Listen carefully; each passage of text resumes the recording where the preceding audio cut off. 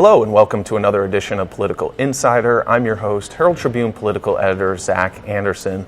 With me today is New College of Florida political science professor and former Democratic State House member Keith Fitzgerald. Professor, thanks for being here. Thank you. So it's June and we still haven't figured out who the Democratic nominee is for president. It looks like Hillary Clinton is probably going to clinch this next week, but she's facing a tough final push here from Bernie Sanders. Is it a bad sign for Clinton that she hasn't been able to close this out, that this contest has gone on so long? No, I don't think so, and I think that it probably behooves everybody to recall where we were 8 years ago, and I was involved in that because I was an early Obama supporter. I remember those final days, particularly here in Florida, where we had a big controversy about delegates and who would be seated. Things were very tense. It looked very similar. And there were even more people in that election saying that they wouldn't support the nominee when he won than you have people saying that today. So things got patched up very quickly. People pulled together. It doesn't necessarily mean anything bad for the And I think Obama did lose a bunch of the final contests. Absolutely. People are wondering if Clinton is going to be damaged if she loses California and she goes into this on a losing streak. You think that even if that happens, she can still do okay? Yes, I absolutely do. I don't think that that would be a tragedy. There would be a lot of bad press and so forth. But I actually think that she can use it to her advantage and probably will in this respect, that the reason that people are voting for Bernie Sanders rather than her is that she represents the status quo in a lot of people's mind, and people want fundamental change.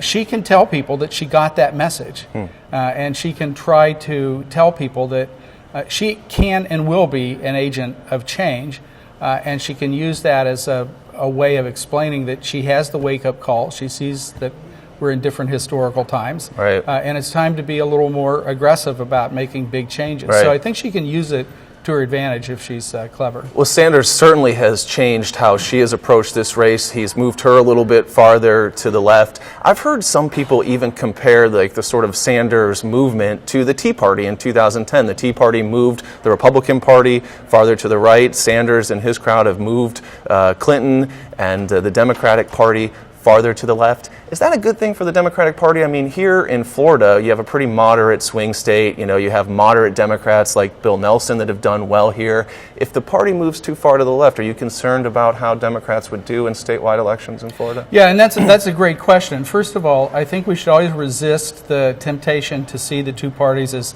symmetrical, that one thing going on as one is simply another version of what's going on in the other. They're very different parties. They have different support bases. It is true that I think Sanders may be pushing her to the left on a few issues, but really I think the question facing the country is what do we do about the sense that the entire political system is corrupted in some respect? There are two different phenomena that are related even though they seem distinct. One is that special interests have captured state houses and the Congress. And something that even Trump is tapping into. Well, that's what I'm getting at, and there's a sense that the whole regime is corrupted, that it's working for special interests, not for the common good of the people.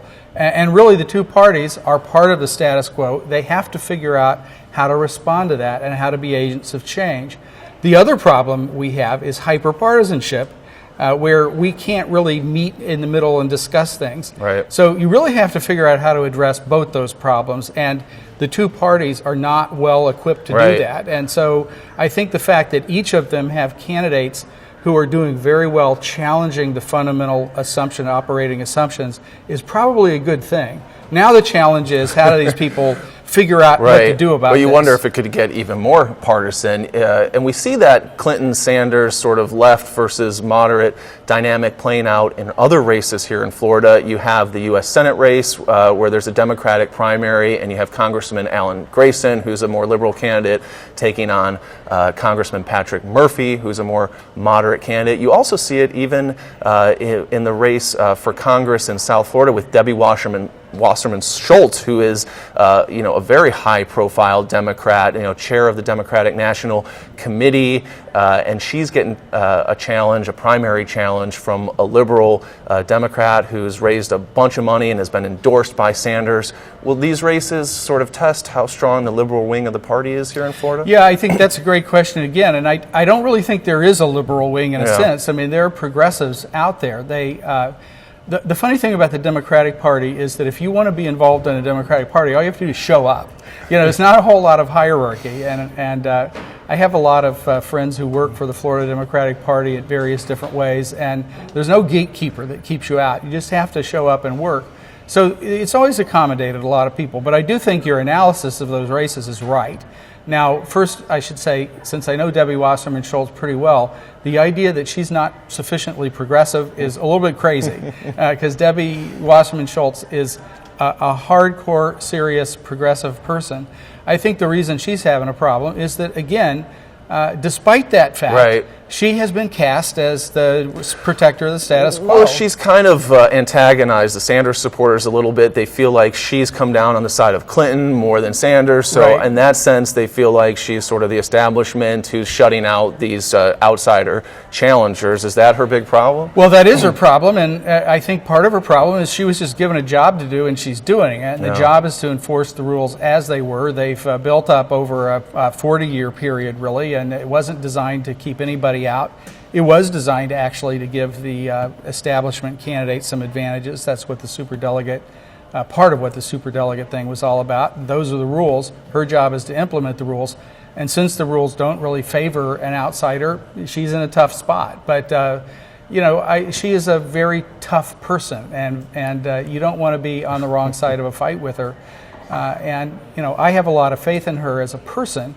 But on the other hand, she was just cast in this role. And similarly, I think Grayson is cast in the role of being the progressive candidate, and a lot of progressives are going to gravitate to him. At the end of the day, I think that race is going to be determined partly by the personalities of the individuals. Sure. Because Patrick Murphy is just a more even-keeled type. Grayson's obviously pretty bombastic, but a lot of progressives like that. They want a champion, they want a fighter to take things on. And both sides, I mean, people are frustrated. They do sense the corruption of the political system, and I think they're right. I mean, I've seen it up close. I've been part of it. I tried to change it when I was in the legislature. There is a lot of what we've done in a lot of cases is sort of legalized corruption. So it's not people breaking the law, they're not taking just bribes. Talking about the campaign contributions system. Campaign contributions, the way lobbying is done. People are always trying to give you favors of various different sorts. They are very careful about following the rules, but they do it anyway. And and people just have this sense that we're not addressing big problems, we're taking care of special interests, and they're frustrated, and they're rightly frustrated. So I think in both sides and in the middle. I mean, I think there are a lot of people who who are very attentive to politics, who do their duty, but they're not happy with the way things work. So I think part of it is not strictly a left-right about how much the government should be distributing wealth and that sort of thing. A lot of it is just your orientation toward the whole system and the feeling that it's not responsive. This whole idea of crony capitalism, which again Trump has also tapped into. You see the anxiety about it on both sides.